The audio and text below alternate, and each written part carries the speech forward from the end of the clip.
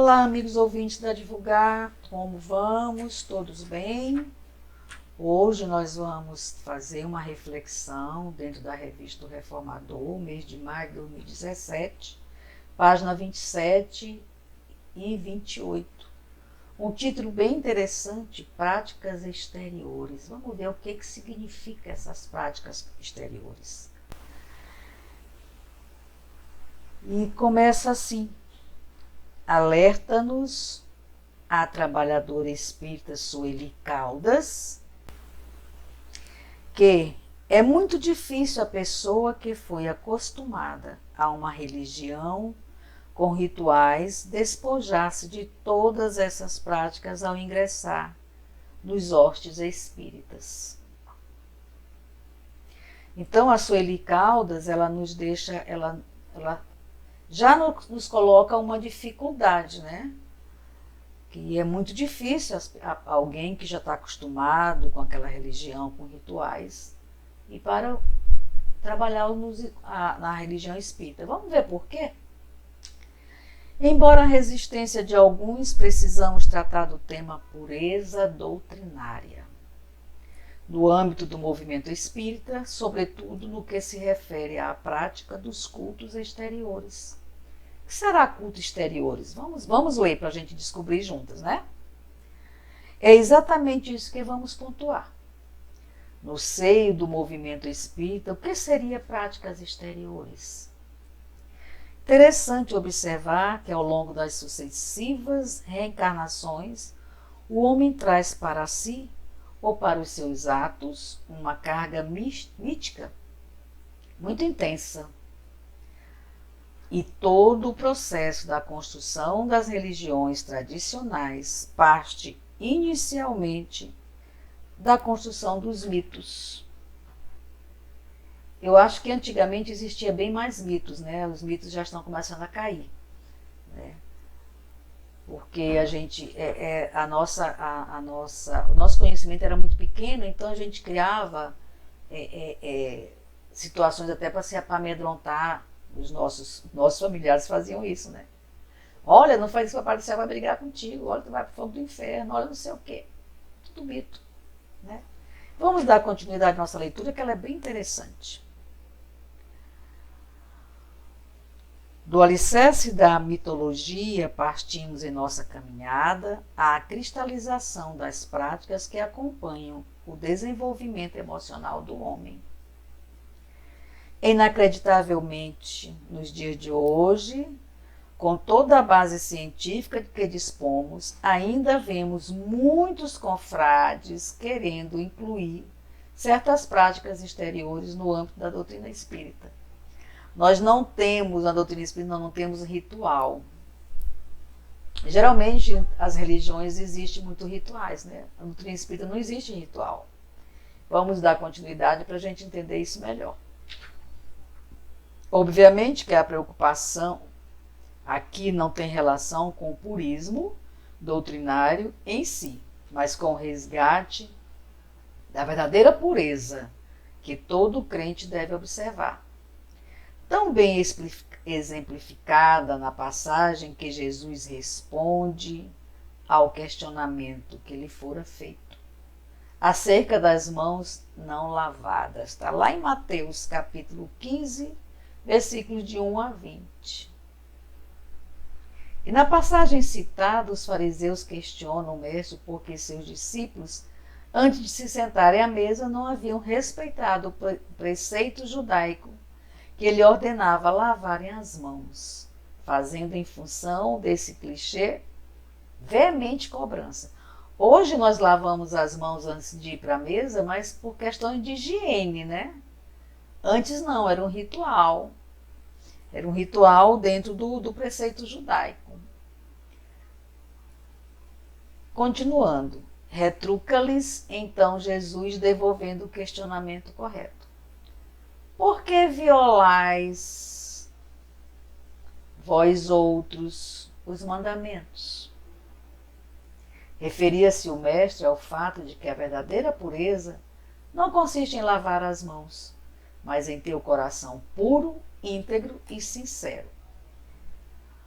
É aquela ideia que a gente tem, né? De vou lavar minha alma, lavei minha alma, lavar minhas mãos, lavei minha alma, vou tomar banho. Só estou limpando a parte externa. Né? São as práticas externas. Lavar a mão é higiene. Não tem nada a ver com religião, com pureza da alma. Nada a ver. E como sempre, Jesus realça o sentimento. Em Sementeira da Fraternidade, Viana de Carvalho já nos alertava para as adulterações a que a doutrina dos espíritos muitas vezes se vê submetida no dia a dia da prática menos esclarecida. Ora, um dos pressupostos básicos da doutrina espírita é não ter prática ritualística. Acabei de falar lá atrás, né? Nós não temos rituais, nem culto exterior, nem sacerdote, nem formalismos de espécie alguma. É religião, sim, por nos religar à divindade, mas prescinde do culto externo. Com a doutrina espírita, não mais idolatria, nem totens, nem mitos, nem altares, nem incenso, que afinal de contas não passam de formas materialistas e se imiscuírem no terreno da religiosidade. O Espiritismo, na forma pulcra com que o recebemos do insigne codificador, chegou-nos em função do próprio processo de amadurecimento do entendimento humano. Ocorrido ao longo dos séculos, somente nos foi enviado quando nossa racionalidade assim o permitiu. Quando saímos da infância espiritual, porque até então, para tudo, admitíamos o castigo, a punição, sem compreendermos a liberdade de escolher e de colher os frutos das próprias escolhas, boas ou más. Aqui entra o livre-arbítrio, né? Que é respeitado, o Cristo respeita o nosso livre-arbítrio. Né? E antigamente, com esses mitos, com essas obrigações, não era respeitado. A gente tinha que cumprir aqueles rituais. Né?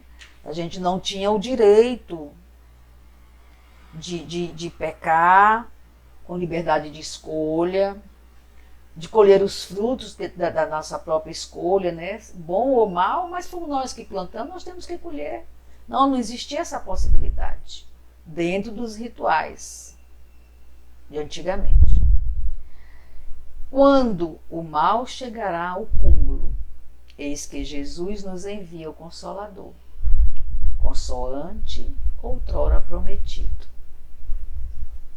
No passado, com a força dos dogmas, era como se os ritos purificassem o homem. Hoje já entendemos que é o esforço da caminhada no bem que nos purifica. Então a gente viu lá atrás, né, só para frisar bem, que nós éramos submetidos nós éramos obrigados a seguir determinados rituais, porque na cabeça dos nossos antepassados, aqueles rituais nos limpavam, né, tiravam nossos pecados. Então a gente não tinha opção. Né? Nós éramos condenados, certos ou errados, nós éramos condenados e ponto. Graças a Deus o Espiritismo nos trouxe outra visão. Né? Nós temos o livre-arbítrio para caminharmos por onde nós acharmos que devemos caminhar. Lembrando que nós vamos colher o que nós plantamos ao longo dessa caminhada. De bom ou de ruim, de bem ou de mal. Nós iremos colher. Eu costumo dizer isso, que eu não planto laranja para colher milho. Eu planto laranja, eu colho uma laranja. Eu não faço plantações para meu vizinho, para meu irmão e colher. Quem colhe sou eu. Não tem jeito. Eu tenho o direito de fazer o que eu quero, mas tenho a obrigação de arcar com as consequências. Isso é liberdade. Eu não sou obrigada a fazer absolutamente nada, nem de bom nem de mal. Eu tenho o direito de escolha, mas tenho a obrigação de assumir as consequências. Aí é que está a questão, como eu digo, aí está como é que diz? O X, né? O X da questão. Eu tenho o direito de fazer tudo. Ninguém me proíbe de nada. O Espiritismo me proíbe absolutamente nada. Eu tenho um livre-arbítrio para fazer o que eu quero. Porém, o Espiritismo me diz, você plantou, você vai colher o que você plantou. Correto? Continuando. A doutrina espírita vem exatamente esclarecer que não necessitamos de comportamentos ritualísticos, visto que postula a fé raciocinada.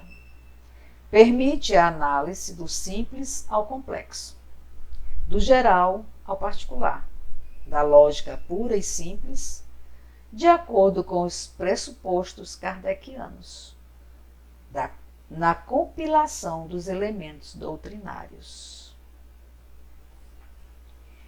Em datas cristãs, especialmente na Semana Santa, em ritos de passagem, como no nascimento de filhos, na morte de alguém, ou nos esponsais de amigos, porque temos tanta dificuldade em nos livrar dos costumes cristalizados?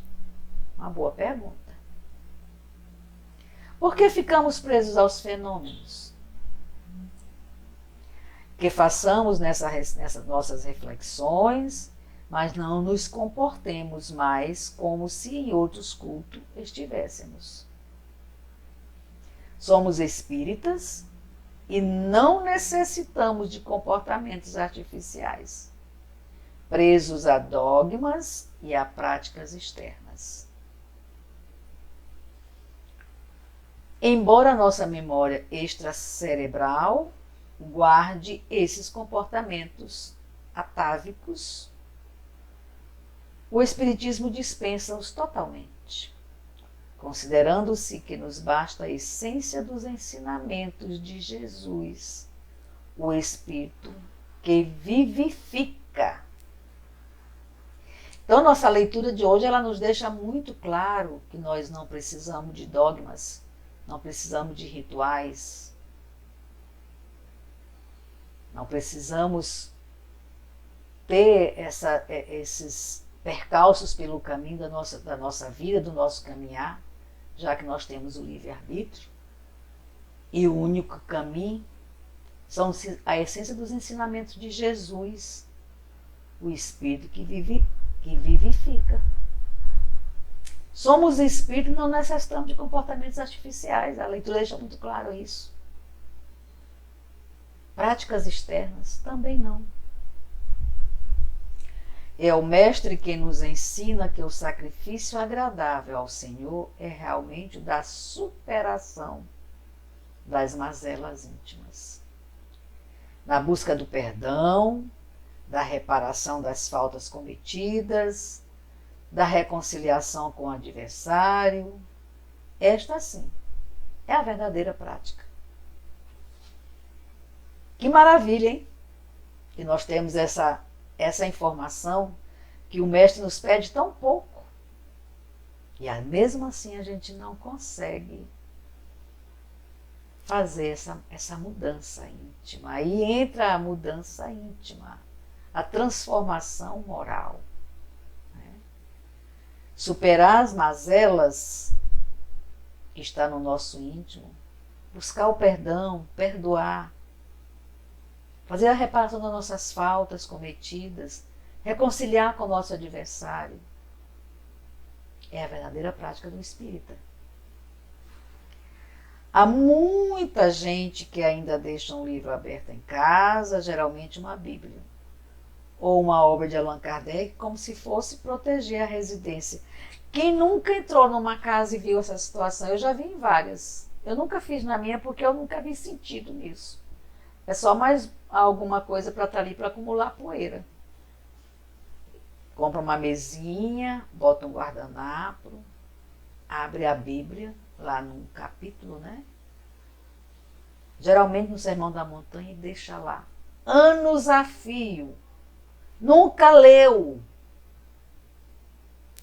Nunca leu, mas está achando que a Bíblia está ali protegendo a família, protegendo seus negócios, protegendo sua saúde.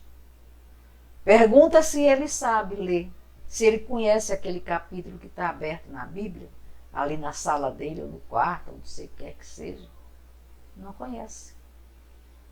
Ainda muita gente. Antigamente era bem mais o quantitativo de pessoas que cometia essa atitude. Essa prática externa, né? É uma das práticas externas. Não leva a nada, não influencia, não aumenta nem diminui absolutamente nada. É só mais um objeto que está enfeitando a casa e criando poeira.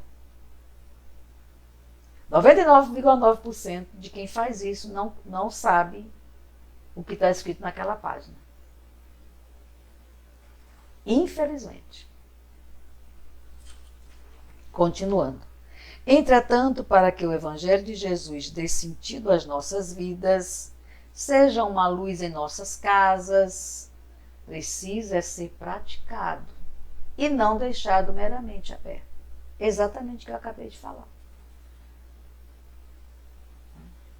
Geralmente, o dono da casa não sabe o que está escrito naquela página bem ali.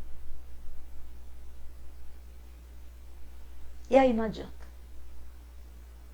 É a mesma coisa de você fazer caridade da boca para fora. Eu vou dar ali, vou passar ali no viaduto, eu vou deixar esse resto de comida que eu trouxe do restaurante, que sobrou, mas eu vou tirar uma selfie e botar na internet, que é para as pessoas verem que eu faço caridade. Perda de tempo. A caridade tem que sair daqui, ó, primeiro dentro do coração. A maior caridade que você faz é abraçar alguém. É dizer assim, posso ajudar? É dar um sorriso, dar um bom dia. Essa é uma grande caridade. Uma das maiores grandes caridades. É você olhar o irmão, pegar na mão dele e levantar ele do chão e dizer, bora ali. Bora fazer uma oração. É um irmão te ligar chorando e você consolar. Essa é uma caridade. Mas essas caridades que você distribui comida, tira selfie, coloca na internet. Perca tempo não, meu amigo. Tempo urge. Continuando. Ora, se cremos em Deus, na espiritualidade, que nos protege e em nossa capacidade de discernir o bem, por que lançar mão de rituais? Estejamos atentos. Espiritismo é questão de fundo, não de forma. Precisamos realçar a pureza da nossa doutrina, abrindo mão de concessões tão ao gosto de outras denominações religiosas. Nós não estamos aqui criticando nenhuma religião, hein, pessoal? Nós estamos aqui colocando o pensamento do Espiritismo, respeitando as outras religiões. Até porque cada um faz o que lhe é correto, não é verdade? E depois responde pelos atos. Então não tem por que a gente criticar. Afinal, já sabemos que toda mudança acontece de dentro para fora, inclusive a educação. Só a modificação íntima, a que operamos na nossa intimidade, é verdadeira, porque isenta dos artificialismos da falsa virtude. Quem nunca ouviu alguém falar assim, fulano já nasceu educado, gentileza, você já nasce com ela. Não é assim que a gente comenta? Educação já vem do berço. E essa é a nossa reflexão de hoje maravilhosa, aprendi muito, eu espero que vocês também tenham aprendido, tenham entendido, né?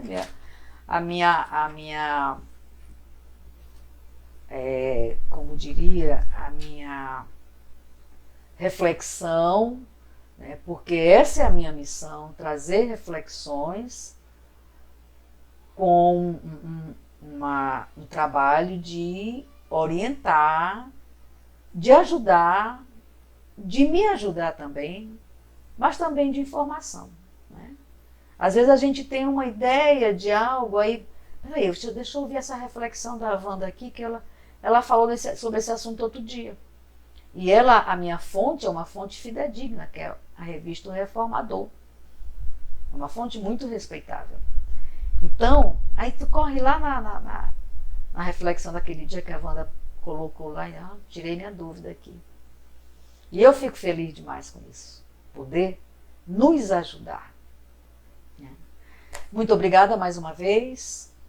Essa foi a minha colaboração para divulgar.net. Wanda Barros. Até a próxima.